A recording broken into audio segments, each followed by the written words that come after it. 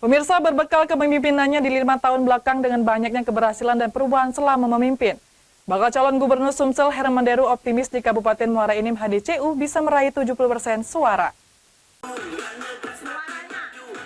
Meski belum memasuki masa kampanye resmi yang ditetapkan oleh KPU, mantan gubernur Sumsel yang juga bakal calon gubernur periode mendatang Herman Deru optimis bahwa perolehan suara HDCU di Kabupaten Muara Enim bisa tembus 70%. Hal ini dikatakannya saat menghadiri pelaksanaan senam sehat seduluran di Plaza Gor Pancasila Muara Enim. Dengan segudang keberhasilan selama memimpin 5 tahun lalu, Herman Deru sangat yakin warga masyarakat Muara Enim masih menginginkan dirinya kembali memimpin. Hal ini terbukti dengan banyaknya warga yang antusias datang pada pelaksanaan senam sehat. Pada kesempatan itu juga hadir para perwakilan partai pengusung yakni Partai Nasdem, Perindo, PKS, PBB, dan PSI.